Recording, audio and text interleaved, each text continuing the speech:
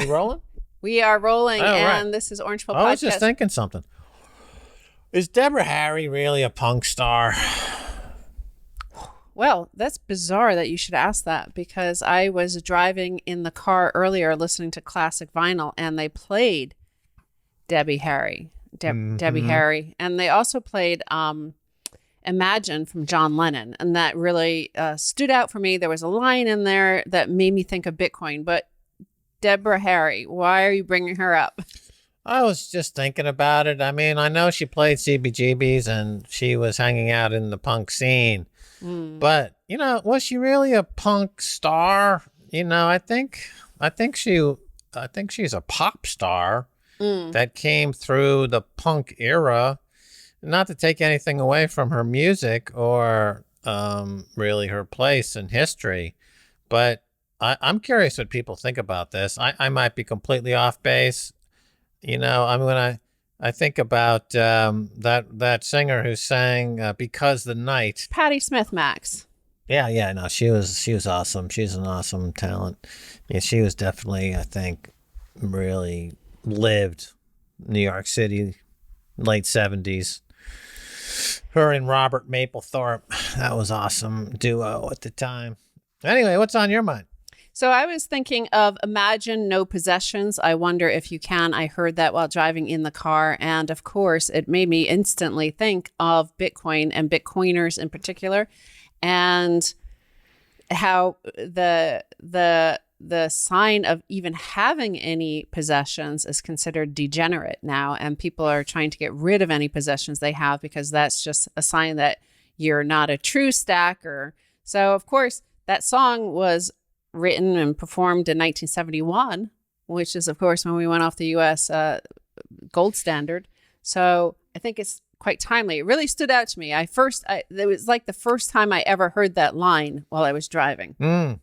Well, you know, the millennials are really, really quite different than the boomers, right? So the boomers are all about conspicuous consumption and poverty sucks and that type of thing, and going into debt and all that. You know, the millennials are like, no, I'll stay out of debt and I'll be buying my Bitcoin and I can drive this used car and all that other stuff. Deferred purchasing. It's a low time preference versus high time preference, intergenerationally spread out, you know. It also made me think of it because there's a lot of FUD coming out this past week as Bitcoin hit new all-time highs. So, of course, there's more and more FUD coming out from the mainstream. And this brought me to this next headline here from Marty Bent, because the biggest of all of there's two remaining sort of FUD moments. And that is, the governments are going to ban it.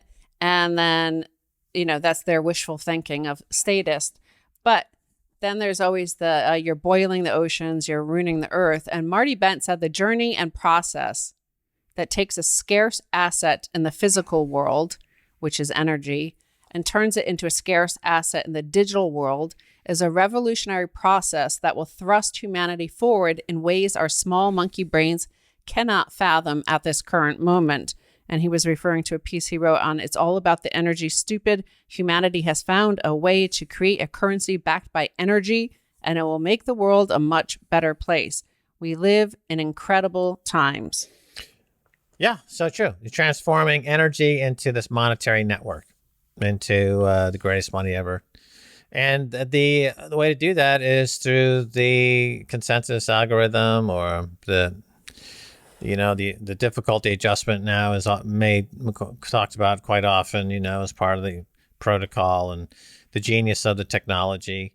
And it makes this alchemistic kind of transubstantiation or transmutation happen for the first time ever. And it's converting, like you go back to the alchemists, they try to turn lead into gold, and that's always been the science. The science has always been about this kind of meddling with metal, meddling with the universe. And, here's something that actually turns energy into a monetary network. And two people stand out. One is Henry Ford, who talked about an energy-backed currency back almost 100 years ago or so.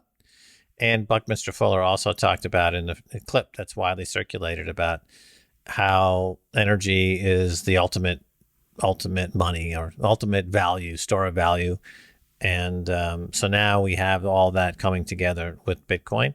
And it is totally liberating. I would say that there is one other layer to this, and that is once you transform energy into the monetary network, then that monetary network is gateway to global unconscious, right? That's the gateway to frictionless mind meld, the hive mind, where we can all travel through each other's minds, using Satoshis as the unit of account, the unit of currency. And that's going to be an interesting transition as well. So there's a two-part transition. It's energy into monetary network, and then monetary network into the Om, or the great oneness, the Bitcoin singularity. Yeah, and during the Enlightenment, thinkers like Adam Back. Yes, he was there. Adam Smith, he said, that basically you should try to get the economy to mimic nature, because nature doesn't waste, right? It has no waste. It's pure, so super efficient. Yeah. And so I think like Bitcoin mirrors nature more than, say, fiat. And we're going to look at some of the fiat waste that happens. And if you look at all the headlines, you look at something like 60% of all food is thrown away. Like, yeah. What a waste. Yeah. Look at all the fracking, flaring.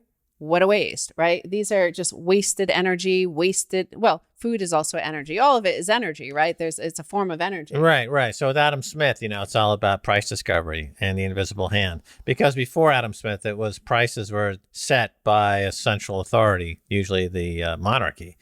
And they were saying, okay, the price of this is this. And so that leads to incredible waste, and it perpetrates the status quo.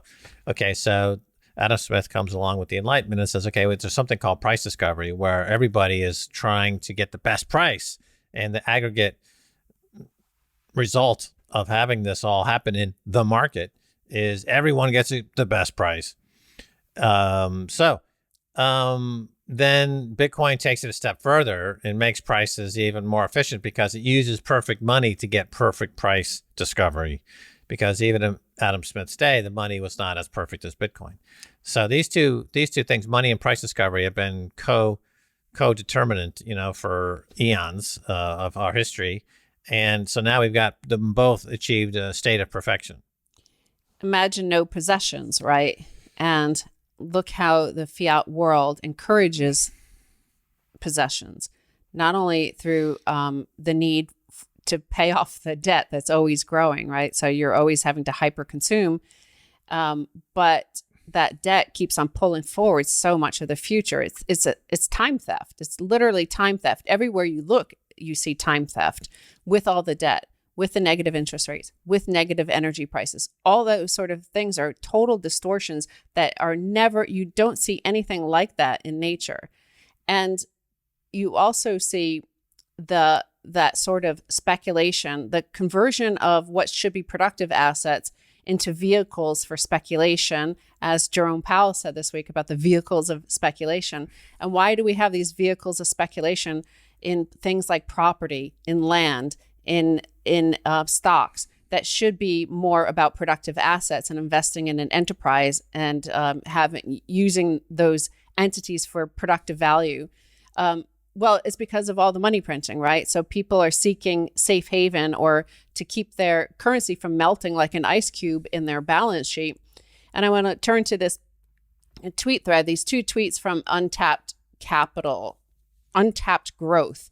And he wrote, just as the monetary use of gold has priced out its commodity productive use cases, so too has the monetary use of land priced out farmers. First, the small family farm, but now slowly squeezing out all the rest. 2, land needs to be demonetized so we can put it to productive use again. So like we've lost in this hyper financialized world because of a fiat system that isn't backed by, sound money or honest money. Everything is monetized in order to deal with that ultimate lie. Mm-hmm. Well, I think it was roughly 400 years ago or so where the first futures contract was invented in Japan for farmers. And that was the first derivative that we know of. And then during the 1980s, under the Reagan-Thatcher era, derivatives were deregulated so that everything could be turned into a derivative. So that we had asset-backed securities, collateralized-backed asset securities, a basket of asset-backed securities. So anything certainly that had a yield or an income could be turned into a bond and sold outright or put into bunches of tranches and sold in pieces, like we saw during the subprime collapse, which was the basis of that collapse. But the financial engineers, quote unquote, have been able to turn greater and greater portions of the underlying economy into commoditized, tradable financial instruments.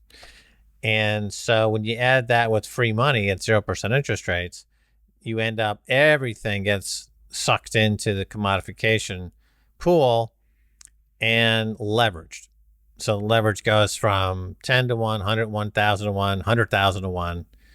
You could say leverage is bordering on 100,000 to 1 in many cases. And that means that the utility of the underlying commodity, whether it's farmland or housing or education or health, has been completely destroyed. That's why healthcare in America has been destroyed. That's why housing has been destroyed. That's why education has been destroyed. So many of the institutions that were gated and protected and considered part of the social contract that existed between the governed and the governing has been destroyed. The social contract's been destroyed, as John Locke would tell us today if he were alive. He'd say, your social contract has been destroyed because the people are now getting absolutely nothing for the taxes that they pay. As a matter of fact, they're just being bilked continuously to feed the monster of the financialization. So that's where we're at. That's what Bitcoin steps into that and says, oh, wow, here's a finite asset that can't be confiscated by Wall Street, by the financiers, by the commodification tiers, the profiteers. So it's got incredible value in that. That famous meme of 21 million over infinity. Well, and this thread goes on to say, to demonetize it, we need to get everyone storing their wealth in something else, i.e. Bitcoin. And Bitcoin fixes this. The faster we can get it adopted, the better. Right. You're defunding the central banks. You're defunding the banks. You're defunding all the political institutions that have gone rogue. And you're taking all that capital and you're moving it into an unconfiscatable, immutable, owned by the people money, right? So that's absolutely correct. Yeah, because also, like, if your life is not a frenzy of high time preference consumption and trying to get ahead to keep the melting ice cube from at least not sinking you with it, drowning you with it. Like, this is what I found so confusing about the year 2017 and the ICO craze, is that it seemed like the mission of Bitcoin had become to be hyper consumerist. And it was a depressing time, actually. And since that time, after the crash during 2018, there's been now Marty Bent and others have come up as the standard bearers for a true Bitcoin vision. I'm thinking American HODL and others. I mean, there's a lot of them now. And they've now lived. They're like millennials, and they're living this. Bitcoin has inculcated in them values that, as a boomer, I recognize as completely fresh, and it's exactly what you're saying. Yeah, and so imagine no possessions. U.S. retail sales soared by 9.8% in March as more Americans were vaccinated and spent $1,400 stimulus checks. Again, like, where's the productive use in that? Like, where's the productive use in buying all this, like, disposable crap made in China or elsewhere? Like, it seems like that's the dumbest way to spend capital in a capitalist world. Like, it doesn't reflect nature. Nature doesn't waste things. That's as stupid as flaring gas. It's as stupid as throwing away half of our food supply. Right. I called it dildos and opiates. Is what all that's, a lot of the stimulus money went into dildos and opiates. And, it's high time preference as people are addicted. There's the shopping addiction. And like dildos and opiates. So you have opiates are given out along with the free money. That's not by coincidence, And America's presence in Afghanistan coincides with an amazing uptick in the opium and opium derivative supply in the world. Gee, I wonder why that is. And so you've got credit card, heroin addiction, as OxyContin available at the local drugstore, and superstores filled with the cheap slave-made Chinese stuff. So, I mean, the Chinese, from what I understand, I don't know if this is true or not, but they're still smarting after the opium wars of the 1800s, and the fact how Great Britain turned them all into opium addicts to try to get the trade balance in greater balance. And some Chinese officials, and there's YouTube of this, they say, we're returning the favor with this fentanyl that we're shipping to the U.S. I mean, they're getting addicted on opium and opium derivatives, and they end up splurging on their 0% interest rates, which we're also facilitating by buying all the U.S. government bonds. And they're strung out on smack, buying our goods. And, growth in China, they just reported for the quarter, it was unbelievable. Growth for the quarter, that's all on dildos and opiates. Americans strung out on homeless Americans got to get that dildo from Amazon.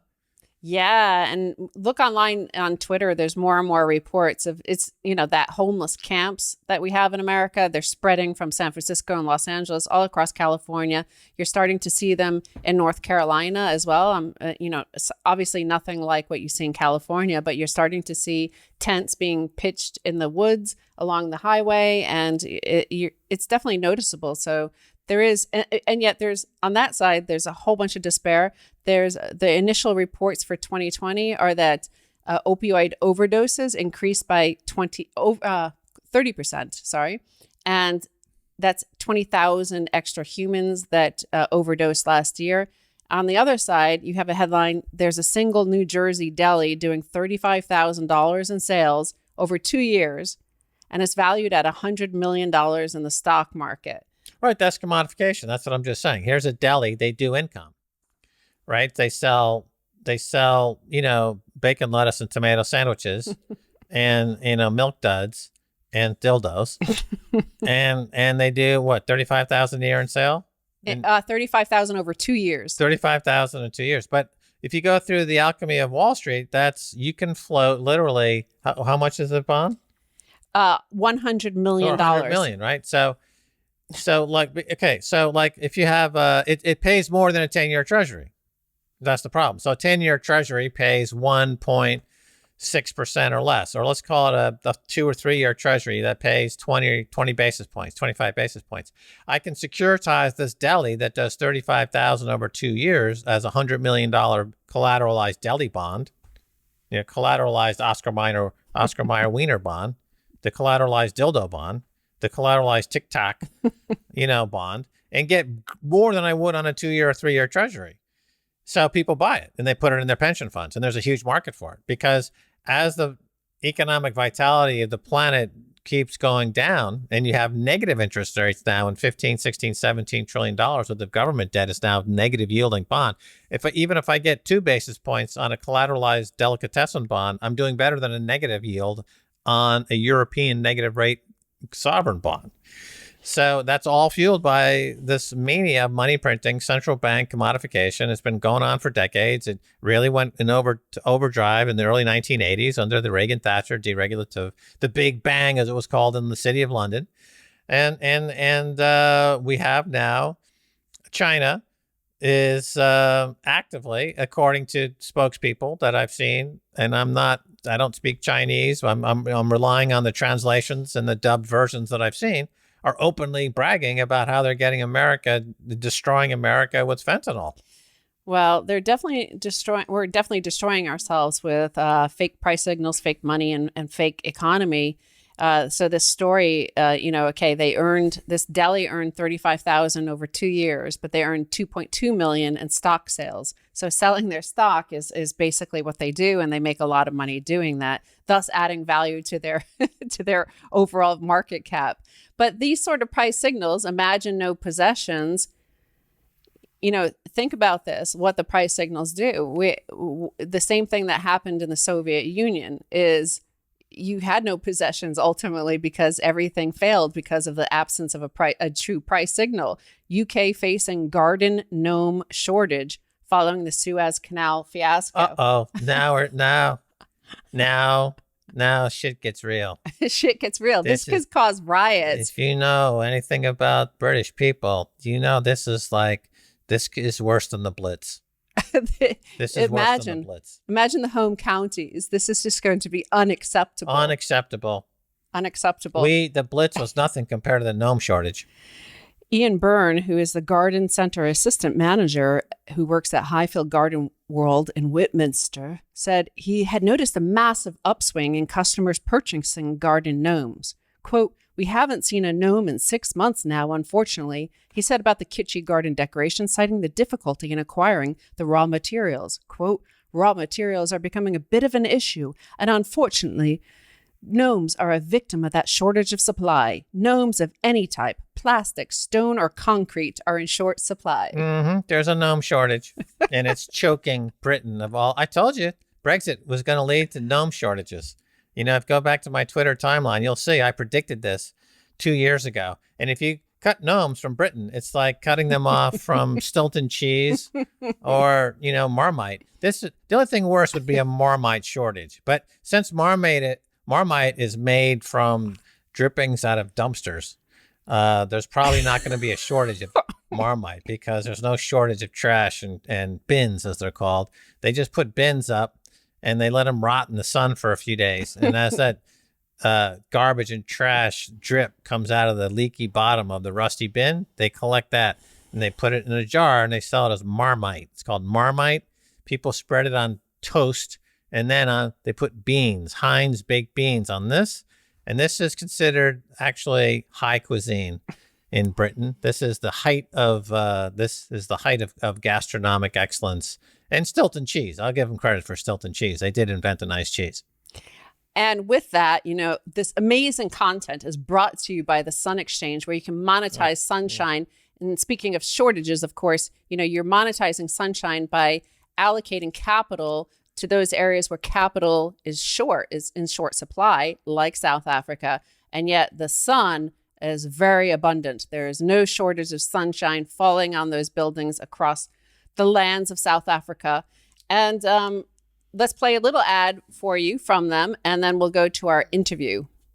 Sun Exchange is the world's first peer-to-peer solar leasing platform. Earn Bitcoin solar power in communities in Africa and be part of the new world economy.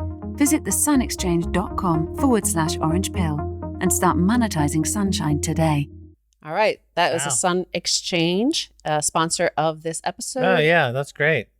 I got to get a plastic sun to go with my plastic flamingo and my plastic swan. I'm going to search which province in China will slave make me a plastic sun, and then I can have it shipped in a container and it'll get stuck in the Suez Canal. And a lot of the trash and the garbage will be collected and drained and turned into Marmite. Where Bitcoin turns energy into to a monetary network. Marmite takes toilet flushings and turns them into a comestible called Marmite. So it's just a British version of Bitcoin. It's actually Marmite. Right. And with that, it's time now to go to talk about how securing your important Bitcoin is for your own individual sovereignty. We're going to go talk to Nick Newman of keys.casa. That's Casa. Oh, good. He's a sharp kid, this Nick, for sure. All right. Nick Newman, he's the CEO and co-founder of Casa. You can find them at keys.casa. Nick, welcome to Orange Pill Podcast. Thanks, Stacy. Thanks, Max. Good to be here. So we are going to get to the fact that you just rolled out a whole bunch of new features on your Casa app. I'm super happy with it. But first, tell us about Casa, when and why you founded it, and explain it like you're talking to somebody who's just accumulated their very first few sats. They're new to the space. So Casa was founded because we realized that Bitcoin security was difficult. And it was something that the average person, somebody who just got their first few sats, has trouble with. And so we created Casa to make that significantly easier. We remove a lot of the risk with holding your own Bitcoin. And we really try to make it so that it's approachable for anybody who wants to do it. And so one of the things with Bitcoin that I think your viewers may or may not be aware of, especially somebody who's new may not know, is there's what you can do with it is called self-custody, which means that you're actually really the only true owner of your Bitcoin.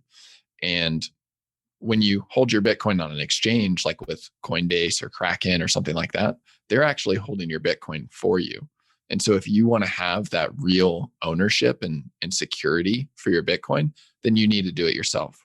And so Casa was built to really make that easier. Right. So the Trezor or other products in the marketplace offer self-custody that's similar to that, Nick? Yeah, it's very similar to using a Trezor. And actually, you can use a Trezor or a Ledger with our product. And what it does is it actually integrates with some of those third-party hardware wallets to make it easier to use them, but also to set it up in a way that you have more than just one key protecting your Bitcoin. And so that Trezor, that's a key. And so if you think of that as what's protecting your funds, you need to make sure you don't lose that Trezor or else you've lost your Bitcoin. And so with Casa, you can actually have more than one of those protecting your Bitcoin. And that lets you make sure that even if you lose one of them, you're not going to lose all your money. Right. So that's essentially the secret sauce of the whole thing. Really comes under the heading of multi-sig or multi-signature. Right. So go into that a little bit. Yeah, exactly. So it's multi-sig, which sounds a little bit complicated, maybe makes it sound a little bit scary. But if you're thinking about it, it's very similar to having 2FA. So you've got your two-factor authentication, or maybe with Casa Gold, you've got your three-factor authentication because it's actually three keys that are protecting your Bitcoin. And so another way you can think of this, like if you want to compare this in the real world to when you go open a bank safety deposit box, what they actually have is two keys on that deposit box. You've got your key and then the bank's got their key, and you're putting them both in at the same time and then turning them, right? And so Casa is very similar to that, but it's digital, and it uses the Casa app combined with maybe a Trezor or a Ledger hardware wallet, and then a key held by Casa. And you need multiple of those keys to send any Bitcoin anywhere. And so one of the ways you can look at multi-sig is, let's say you have a 2 of 3 multi-sig, which is what you can get with our gold plan, which is only $120 a year. So in that 2 of 3 setup, it means you have 3 total keys protecting your Bitcoin, and you only need 2 of those keys to spend your Bitcoin. So that really, when you kind of boil it down to the very, what does this mean for me? It means 2 things. One is that if you lose one of your keys, you don't lose access to your Bitcoin because you still have the other 2, and you only need 2 spend that Bitcoin. And then the second thing is that if somebody were to steal your Trezor or something like that, they actually couldn't steal your Bitcoin because they would still need access to one of the other two keys, which are held on your phone or held by Casa. And so there's a lot of benefits to multi-sig. Right. The peace of mind quotient or factor in this case is absolutely of the highest order. I can't think of a more secure setup. And just to give like an everyday use case, okay, so I have coins accumulating on these other sites and exchanges and things. So I go to my Casa wallet and I click on receive Bitcoin, and it gives me an address. I plug it into that other site and I'm sending my Bitcoin, and boom, there it is. So it has everyday use case. Every day I'm just pulling coins off these other sites. Or if I'm on Fold, for example, is a great program. I'm accumulating sats on my Fold card. I remove them from my Fold card periodically. And it takes less than a minute. It goes right into my Casa wallet. And now I've got the triple secure fandango of multi-sig working for me. And it's very, very practical. So you've rolled out some new features, right? So what are the new features on the app? Well, actually, before we get to that, I want to mention just one thing on what you were just saying there, which is basically one of the really nice things about Casa is, let's say you're using a Trezor right now to store your Bitcoin. If you want to send funds from Fold to Trezor, you got to go dig up your Trezor, plug it into your computer, and get a receive address. With Casa, we're actually handling all of the receiving right there on your phone, but it's still protected by your Trezor and by the other keys in Casa. And so it's way more convenient than just simply using a hardware wallet like a Trezor or a Ledger. Right. So, first, I also must say that Max and I are investors in Casa, just to full disclosure, because we love the product. We use the product. And the thing I'd like to ask is, a lot of newbies to the space, they enter and, they get confused about, should they store their Bitcoin on the exchange? Is it safer for them? Why would they want to get Casa instead of a Trezor or a Ledger? So what are the advantages for that? Speak to that ordinary newbie entering the space, and of course, compare it to, back in 2011, when we first entered. It was like, there was really only Mt. Gox or a QT wallet downloaded to your, hard drive, and it often crashed your whole computer, and it was difficult to secure back then. So the self custody, what is the inherent value that you talk about in terms of self custody? Why does somebody want to self custody? Yeah. So there's two ways to look at this. There's the philosophical angle, and then there's the practical angle. So let's start with philosophical. Philosophically, Bitcoin was made for people to be their own bank and to really have true control over their digital money. And so when you give that up to somebody else, like an exchange, you are giving up a core value proposition of why Bitcoin was invented. And this is meant to bring, Bitcoin is a tool to bring power to the people, right? And to take it away from institutions. And you are giving up that benefit if you don't self-custody your Bitcoin. The second thing, which is more practically, is self-custodying your Bitcoin is actually, if you do it right and use somebody like Casa, somebody that helps you do it right, but you're still holding the keys, it's much more secure than holding it, allowing some third party to hold it for you. Because third parties are basically they're aggregating everybody's Bitcoin on their platform to a few keys. And so if a hacker gets into that, it is a massive pool of Bitcoin that they can steal. Whereas you holding your 1 Bitcoin or even 0.1 Bitcoin on your own keys is a just significantly lower, smaller target. And it's much less likely that somebody wants to come after you for that. And then the second thing that's really interesting, I think that you guys talk about this a lot, is there's a lot of systemic risk in our financial system today. And when you have a systemic failure of the financial system, Bitcoin is your way out. but only if you're holding it on your own keys. Because if your Bitcoin is sitting with a regulated financial institution like an exchange, when the entire financial system melts down, what do you think are the chances you're getting your Bitcoin out?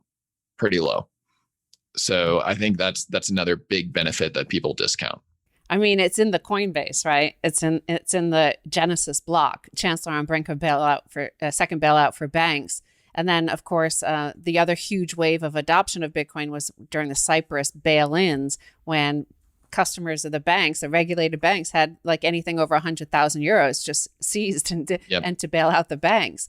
So also like with this self-custody, explain this notion of a seedless, that you don't need to keep your seeds like you do with a Trezor.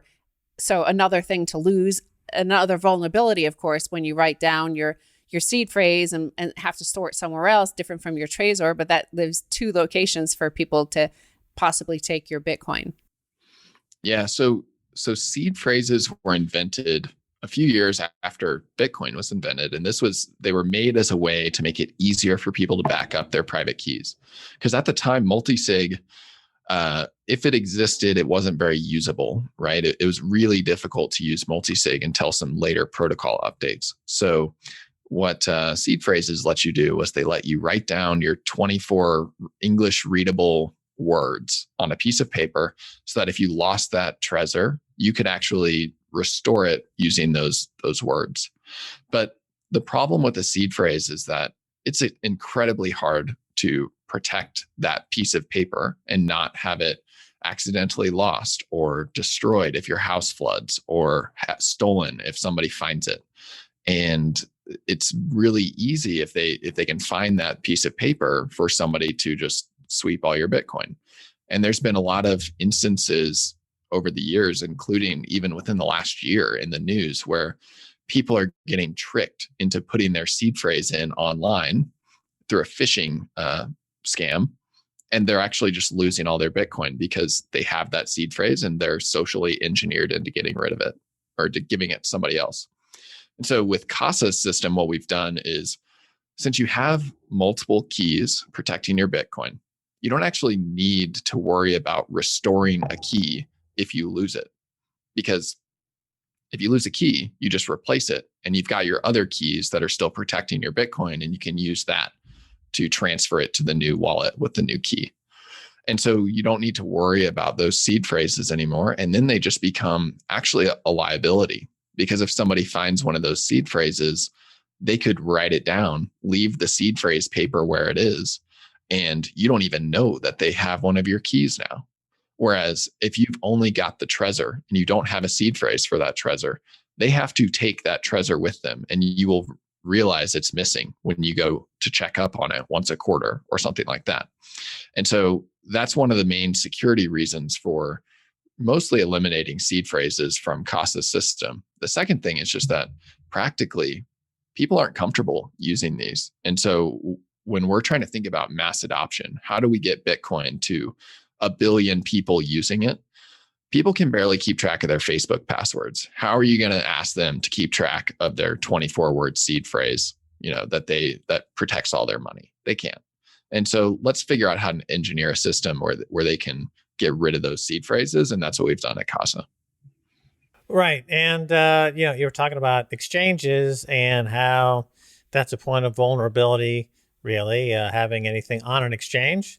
And there's been multiple instances of people losing coins that have been left on exchanges, and best practices tell us to never keep coins on the exchanges, to move them off the exchange. Now, going forward, also the in and out of the exchange is a place where potentially governments can snoop and get some information, and people are hesitant to go onto an exchange. But there's a wave of decentralized exchanges coming. And this seems like it's going to take the whole exchange model to a new level.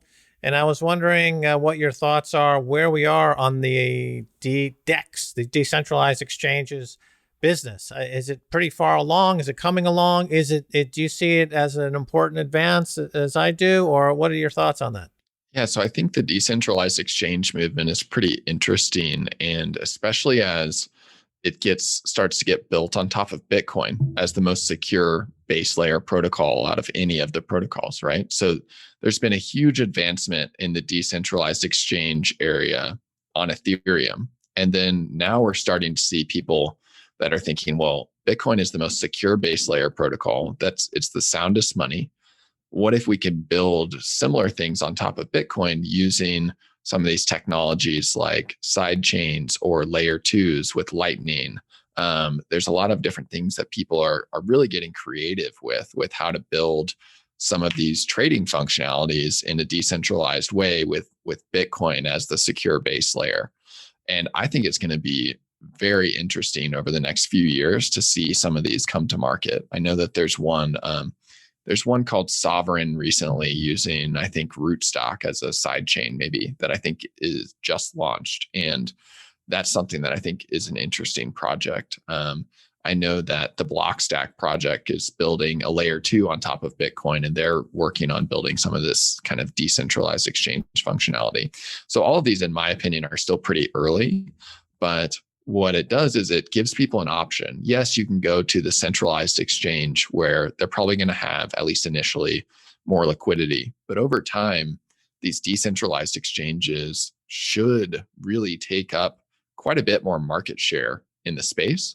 And it's going to enable this for way more people around the world. Right now, if you're trying to use Coinbase, you're restricted to the geographies that Coinbase is in, or you got to find whatever exchange has the right regulatory licenses for your district or country. When you have a decentralized exchange, it opens up the global adoption possibilities massively. And so I think that's going to be really interesting to watch happen. And what's so important about what this means, if that does get adopted, is with a decentralized exchange, you have to manage your private keys. There is no letting somebody else hold your keys for you and deal with that for you. And so that makes what we're doing at Casa, making it easier to manage private keys, even more important to enable right. That's that what I was piece. getting at. It seemed like it would be great for you guys Right. for that very reason. So, well, speaking of being global, of course, Casa is globally accessible. Anybody pretty much from most of the world can download the app. But, there is, as we hit this new Bitcoin bull market, FUD coming around. We've covered the energy FUD, but there's also the states will ban it. Nation states will ban it. We've seen Turkey recently announce they're trying to ban their citizens from using it. So what happens if Erdogan comes to you and says, hey, one of our citizens here has a Casa wallet and we want you to give us access to it? What happens in that case versus, say, what would happen in a Coinbase situation? Well, so it's a great question. And it's one of the biggest benefits of using Casa, right? Because if they come to us and say, hey, we're seizing everybody in our country, Turkey or China or India, they've all talked at one point or another about trying to ban it, right? We're seizing everybody's Bitcoin. Casa can't do anything about that. We can't touch our customers' Bitcoin, right? So unless our customer wants to give their Bitcoin to the government, they're not getting it out of Casa. Whereas if you've got it in an exchange where they're holding the keys for you, they can hand those over in 5 seconds. I mean, maybe the exchange makes them take them to court first because they they're trying to go through the legal system, but that's only going to stop a government that's really determined for so long. So that's one of the big benefits to holding your own keys is nobody can seize this Bitcoin from you through a third party. They're going to have to actually come to your door and try to make you give them your Bitcoin. And for a lot of governments, that's just not logistically possible, right? Like people worry about that, but I think that the more people we have self-custodying, the more resilient the Bitcoin network as a whole becomes, because you actually a government cannot, if every person in their country that holds Bitcoin is self-custodying, it's incredibly hard for a government to go forcibly steal that Bitcoin. And then let's say they're using something like Casa, where you actually, if you've got it set up right, you actually can't send your Bitcoin just while you're at home because your keys are distributed. So you got to go to all these other places to collect your keys in order to send any funds. That makes it even harder for somebody to seize your Bitcoin from you. And so self-custody just adds such a level of protection against so many threats that I think people will really come to appreciate as Bitcoin grows. We were just talking in the first half about Adam Smith and, of course, self-interest, individual self-interest. It's just interesting how the protocol, the game theory built into it is just like, as you mentioned, like self-custody makes everybody safer. Like everybody self-custodying makes the whole entire network and every individual on the network safer. Right. Because if you have, let's say you've got a lot of Bitcoin sitting in a regulated financial institution, and that's going to happen, especially as institutions are investing in this, more companies like MicroStrategy. Some of them can't self-custody, but for the people who can self-custody, it's actually really important that as many of them do as possible, because if something happens to a custodian holding a large portion of the Bitcoin in circulation, and that Bitcoin gets taken out or seized by a government, that's a really bad thing for the network as a whole. And we really, having that self-custody resilience built in from the network perspective, actually utilizing the decentralized nature of Bitcoin, really protects it as a protocol. Right. So, Nick, in an article published last summer in Bitcoin Magazine, you wrote that not only is Bitcoin a great inflation hedge, but that Bitcoin held in self-custody runs on an entirely separate financial system than the traditional one, making it a systemic hedge. So tell us more about that. Yeah, so this is what I was talking about a little bit in the first half, which is basically that Bitcoin was created as a completely alternate financial system. It is a self-sustained system where you can transfer money from person to person, entity to entity, without ever touching the traditional financial systems rails. And so, as long as you aren't looking to convert into dollars, Bitcoin is a fully contained, self-contained system. And a lot of us believe that as Bitcoin grows over time, there will be less and less desire to transition back into the dollar system. People will just live on the Bitcoin standard. And so what's really important in order to enable that, though, is that Bitcoin can't be too centralized with these kind of regulated financial custodians. And that's what I was talking about in that article, because let's say you have too much Bitcoin sitting with these regulated custodians that are touching the traditional financial system. And then the traditional financial system has some sort of systemic event that makes it melt down, totally locks up. Even if it doesn't completely melt down, it's just slowed down by some sort of credit crisis or something like that for a period of time, that could affect people's ability to move their Bitcoin, because it's sitting with an institution that is in the middle of potentially failing or trying to avoid failure. So when you hold your Bitcoin yourself, you're really holding it outside of the traditional financial system. And that's the best systemic hedge that you can have. And so when you think about somebody, even whether it's a person or it's a institution like a hedge fund or some sort of other investment vehicle that is really investing in a small amount of their net worth in Bitcoin, let's say, as a hedge against failure of the financial system, it completely invalidates their investment if they're going to then turn around and hold it with a regulated institution that is part of that financial system. And so that's where I was kind of trying to get with that article, was just saying, look, if this is the reason you're buying your Bitcoin, you need to be holding your own keys. It's very important both for your investment and for the Bitcoin network as a whole. Well, we've seen that with every exchange hack, especially the ones recently. Well, all the way back to Mt. Gox. What happens? There's a few days of silence. Everybody's screaming online, I can't get access my account. What's going up? Mark Karpelis, tell us what's going on. And they're trying to figure out what happened and how they got hacked or whatever. And so Yeah, you might as well just put it in a bank, right? And you made that interesting point in the article too, where you're saying this is an instinct anyway. Everybody understands the importance of self custody, and you see that when, like in 2008, people wanted to buy bars of gold and silver and put them at their house, or as the pandemic happened, what happened? There was a rush on the banks, like they need cash at home. Everybody instinctively does that sort of behavior. Yep. And you see people when something goes wrong, you see this. I mean, you're seeing this in countries around the world today that are having currency crises. People line up at the ATMs every day. And what does then the government do in response? They put a limit on how much you can withdraw from your ATM every day.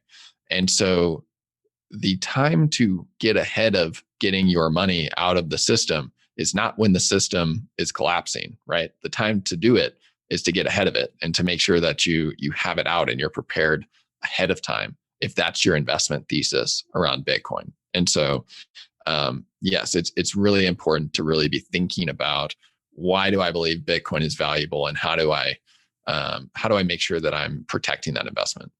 Right. Well, it kind of goes both ways too, because if enough people are concerned about systemic risk and they pull money out of the legacy system and put it into safe harbor Bitcoin, they would in fact potentially be the cause of a systemic crisis in the legacy banking system. There's that activist part of the Bitcoin movement, which is that people are fed up with central banks. They're fed up with the over centralization of governments, and they're looking for protests. They're looking for things to do. Bitcoin was born as a protest. Chancellor on brink of second bailout. There's a strong streak of protest in the Bitcoin itself. Are we heading, do you think, globally, with all these countries in meltdown? Are the global population beginning to realize that, hey, you know what? The single greatest thing I can do to help myself against these corrupt bankers and politicians is to move what I got into Bitcoin?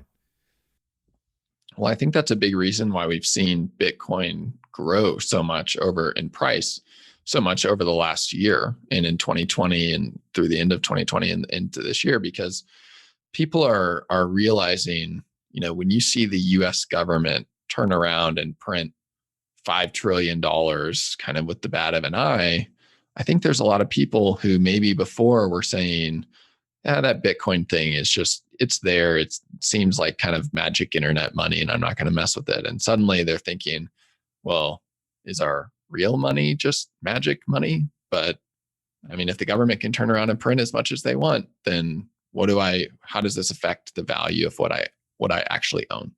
And so I think that's one of the reasons why we saw a big move into Bitcoin over the last year. And I think it's only going to continue.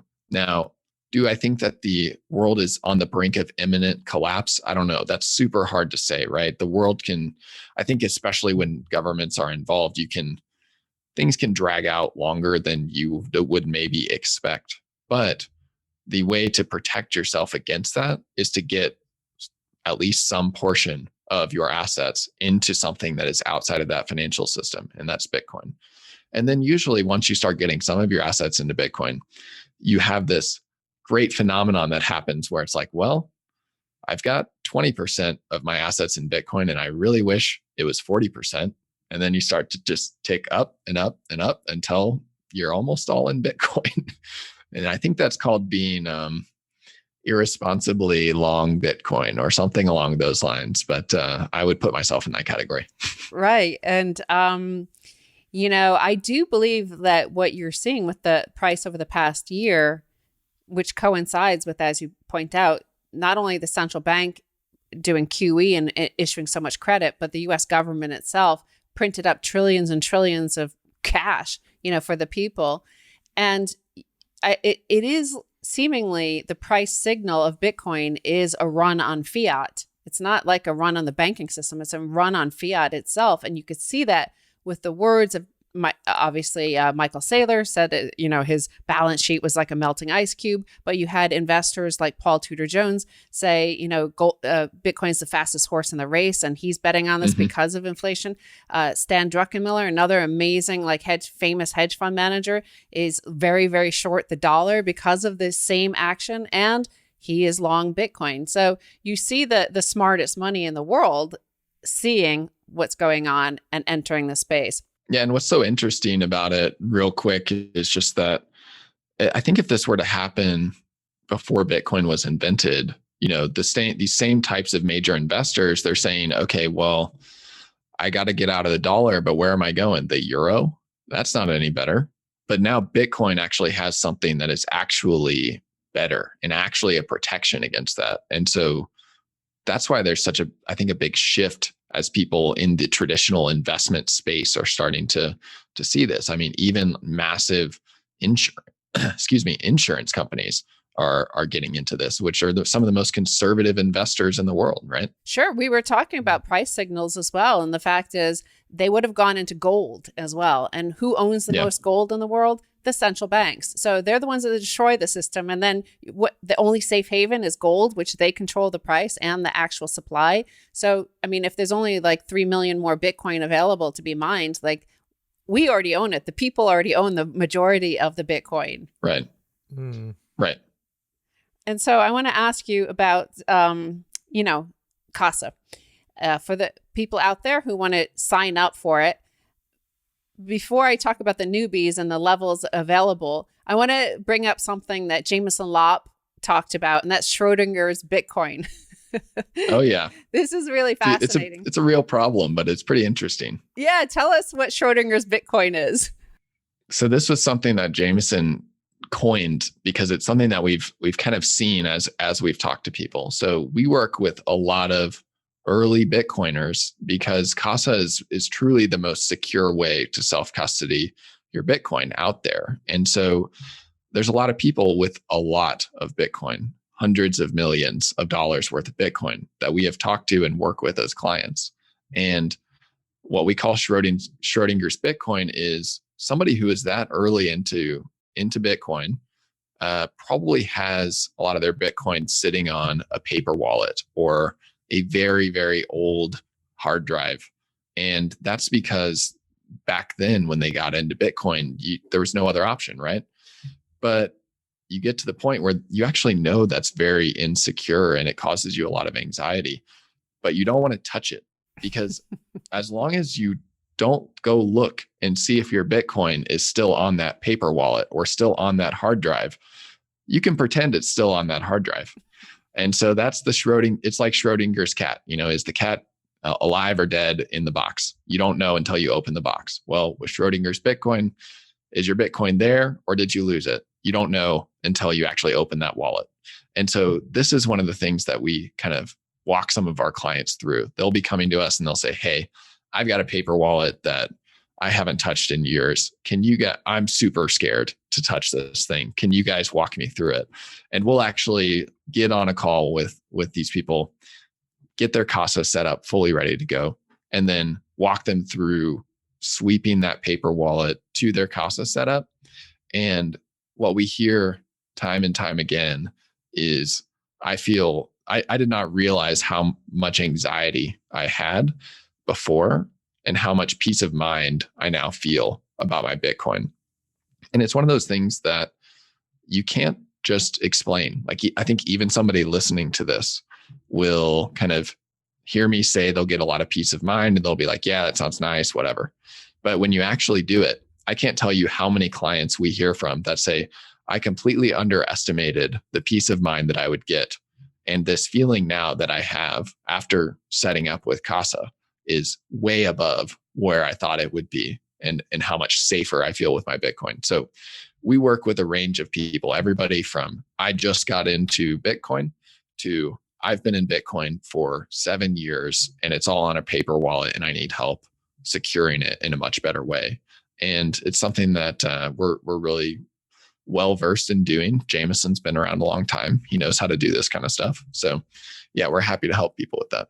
Right. Jameson, of course, you must visit the blog over there at keys.casa because they have amazing, he does so much research on security issues and it's just he does. A very valuable resource. But tell us about the tiers. So you're talking about the people with hundreds of millions of dollars worth of Bitcoin, but what about somebody with half a Bitcoin? Is it worth coming to Casa? Or like, what are the tiers available for them, and what are sort of the appropriate amounts of Bitcoin to have for each tier? Yeah, for sure. So we have actually a free version of the app, which is just a really simple mobile wallet on your phone.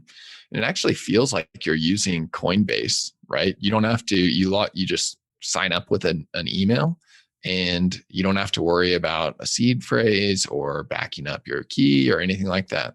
We just give you the key on your phone. It's encrypted and then backed up to iCloud. So if you ever lose your phone, all you got to do is sign into your iCloud account or your Google Drive account, and then your Casa account on your new phone, and it'll automatically suck it down from the cloud and put it on your phone again. And so that's really for people who are just getting into Bitcoin and, hey, I have a small amount of Bitcoin, couple sats, whatever, but I want to hold my own keys and I want it to be easy. That's a great product for them.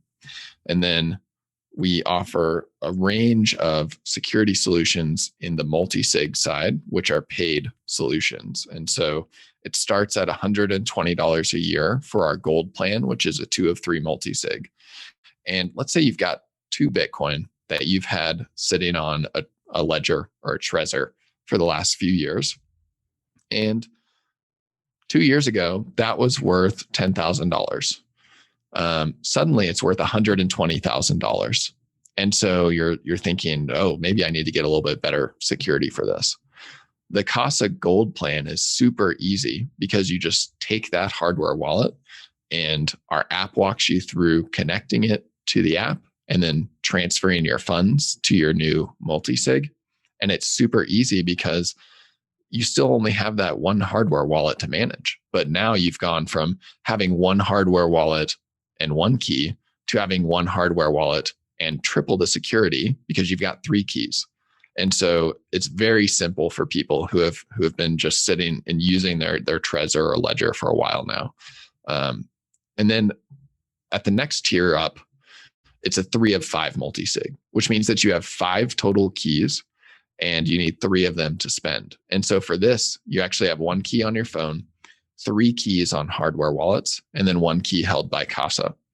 And when you sign up for one of those higher tiers, there's our platinum tier at $1,800 per year, or our diamond tier at $5,000 per year. When you sign up for one of those, we send you a package with everything you need. So you don't have to worry about, oh, I need to go buy hardware wallets for myself and I got to spend all this time figuring out what I need to get and everything. No, we just ship you a package. It has everything you need in it. And then our client service team gets on a call with you and walks you through step by step how to set up your Casa wallet, how to make sure that all of your security precautions are in place. Because as a service team, we actually offer more than just the key app-based security. We actually, when you want to sign with the Casa key, we'll do a video call with you and make sure that you're not under duress. And so we'll set up all the security precautions around that. So those higher tier plans are really for people that are storing probably anywhere from $100K or more worth of Bitcoin. And when you think about it, that can change very quickly. You know, with the rate that the price of Bitcoin has been increasing lately, you could suddenly be sitting on 100K of Bitcoin overnight and you weren't even prepared for it. And so what we see actually, which is pretty interesting, is when there's a huge increase in the price of Bitcoin, everybody rushes for the doors to sign up for Casa. And what I would recommend, if you want the inside track, if you're listening to this podcast, is don't wait for that to happen. If you're sitting on maybe 50K or 75K of Bitcoin and you think it's pretty likely that Bitcoin's going to double in the next few months, go ahead and get your security set up now. We always like to say, protect your Bitcoin like it's worth 10x the value that it is today, because eventually it's going to be there. And so it's the same thing that people made the mistake of in the past. You know, you see those articles where somebody had 1,000 Bitcoin that they just had sitting on their computer and they kind of weren't, it was worth $10, whatever. Suddenly that's worth, $100 million today. And so if they had done a little bit better job of protecting it back then, they would be set for life today. So that's what we like to say to our clients. And And, now the time to get all that situated is not when everybody is stampeding to get their security situated, is what I would say. Well, self-sovereignty and self-custody, it's hard. It's, you have to put an effort into it because this is your wealth and this is yours alone. And it's not, JP Morgan's, it's not the government's, it's yours. So, you have to put some effort into it. And I do want to say that, of course, if you're listening to this podcast or watching the video, then of course you could use Orange Pill, all one word, as a discount code, and they get 10% off those for the first year. Oh, that's true. That's true. Yep. That's true. Yeah. Any listeners, use the code Orange Pill, 10% off. And then the other thing I'll say, I want to go back to some of the new features that we just added in. So we just added really our most requested feature for the last 6 months or so, which is sub-accounts. And so basically what this lets you do is it lets you separate your Bitcoin into different buckets or pools of Bitcoin that are all protected by the same keys, but those pools of Bitcoin never touch. And this is built in cryptographically.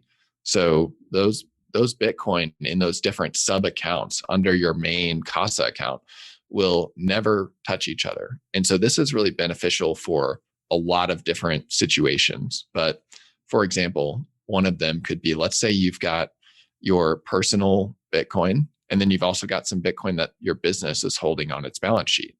For tax reasons, you definitely don't want that business Bitcoin touching your personal Bitcoin and intermixing with it.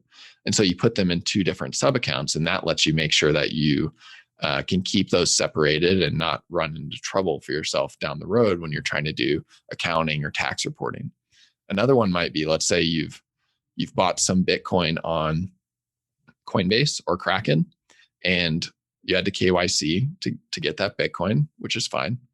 But then you've also bought some Bitcoin from a friend or on local Bitcoins, and maybe you don't want that tied to your legal name. You can actually keep these in separate sub-accounts within Casa, and it's protected by the same set of keys. But if somebody were to look at like Chainalysis, for example, and look at a blockchain analytics, they could never actually tie those two pools of Bitcoin together. And so for people who are really, for whom privacy is very important to them, this sub-accounts feature is a big deal for them. Yeah, well, this is definitely a feature I've been looking for, so I'm super happy with this in particular. Well, Awesome. Nick, thank you so much. It's been very enlightening, and I'm sure our audience is going to love it, and I'm sure you'll have a lot of signups. I actually learned so much more about that gold account in particular. I didn't realize that they could use the Trezor that they already have, where they have their 1 or 2 Bitcoin, and that they could just link it up to the wallet and have a 3 signature protection. Yeah, it's really simple. And I think a lot of people, they hear multi-sig, they think this is too hard. And I'm here to tell you, it's the same thing as using your Trezor right now, except for that you suddenly get 3 keys protecting your Bitcoin instead of 1. And we have a 30-day free trial. So you can try it, pay us nothing, try it for 30 days. And if you don't like it, you cancel. I like the way you use the Max's analogy of the 2FA. It's like 2FA. Exactly. Yeah. 3FA. It's 3FA. It's it's awesome.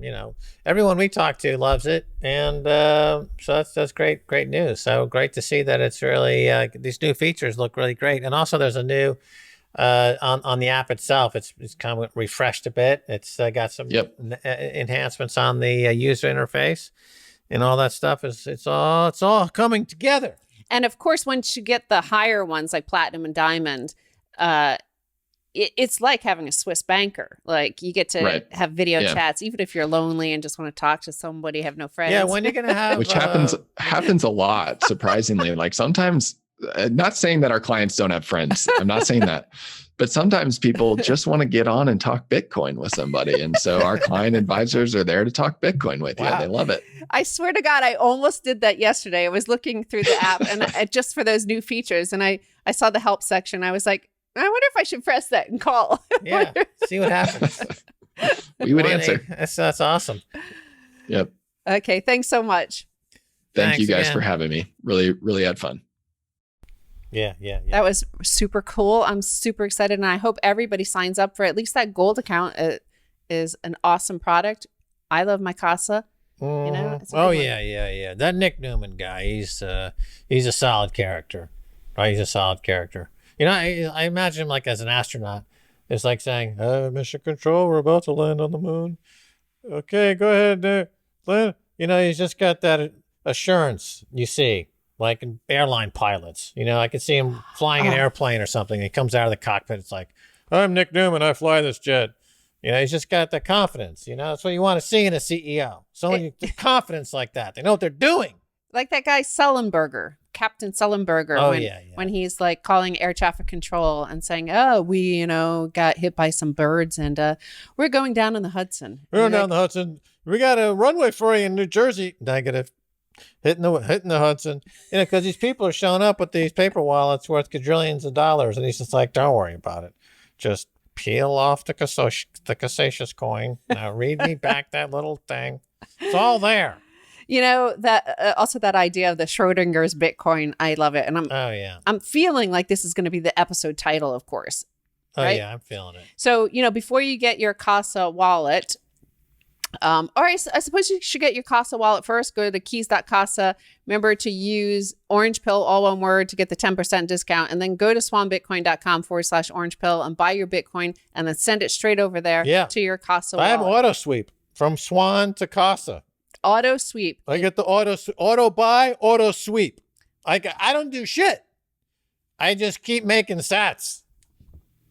And it gets triple secured, multi-sig. Multi-sig. And the other thing that the Schrodinger's Bitcoin made me think of is a story that you sent me from Brian Romilly, which is expert says that Neuralink could sell your private thoughts to the highest bidder. So, you know, they do have these studies where they could predict your action you're about to take by certain gestures in your eyes. Like your body is actually faster than your brain in terms of, or maybe it's the other way around. You send signals. Speaking of signals and price signals, you send essentially a price signal about what you're about to do. Right. And even before you consciously know it, before you even know you're about to run that way, like everything in your instinct, all the primordial sort of stuff of you knows it's going that way before you can say, aha, I'm running that way, away from that bobcat over there. There's a priori knowledge, a priori. Yeah. To know before the fact. So if somebody is able to front run your thought as it's being formed, and then like copyright it. Yes. Before. Well, this gets it back to what I was saying at the top of the show. The Bitcoin converts energy into the monetary network, and then the monetary network is the pathway to the global unconscious, right? So somebody's saying your thoughts will be bid at the highest price, highest level. That's what I'm saying. Like that's part of being a part of the global unconscious is that you can make a market in your own thoughts, and you can say, oh, you know, I just had a thought. It's so freaking awesome. I'm going to put it out there on the neural network auction. And I'm going to get some sats for it because I don't need that thought for whatever reason, that idea, that image, that GIF. And you get an income from your thoughts. Well, Max would be the richest man in the world at this point, because if you look at all of the thoughts that keep on reemerging in the Bitcoin space, like then you find out that Max already said it in 2011 or 12 or 13. Sometimes you forget. You're like, that guy's really smart. I like what Michael Saylor just said. Like, and then, wait a minute, that's something I said like 10 years ago. Whoops, yeah, but hey, it's all good. It's all good. It's all good. Nick Bhatia also mentioned that recently. Well, in his book, Layered Money, okay, in the first sentence, he mentions he's going to explore the topography of money. Now, that's from a conversation we had with Nick, and I described it as the topography of money. And he said, oh, that's so cool. I'm going to use it in my book. So when I went to the book, I noticed an absence of a footnote next to the word topography that I could look in the index and get a reference to Max Kaiser. I seem to not see that. Similarly, in Saif Dean's book, in the acknowledgments, there's a glaring omission of Max and Stacy. The only honest journalist author out there is Isaiah Jackson, who rightfully talks about me in chapter 1 of his book. But these other people, come on, people, what's going on? That's still the phrase that Bitcoin Zay. Yeah. What name does he use on Twitter? Bitcoin Zay. Isaiah Jackson. I like the way he refers to you as a notable white man. Yeah, I remember distinctly. It was like a moment in my life because we were in Detroit and we were going to go to a Bitcoin meetup. And we had the copy of Bitcoin in Black America. And I had just got the copy. And I was looking through it for the, and I'm looking at it and it says how he was watching the Kaiser report. And he said, Max Kaiser, comma, a notable white man. So I was like, what is this all about? So I turned to you and I said, check this out. I am a notable white man. And we were just like staring at each other for a few moments there.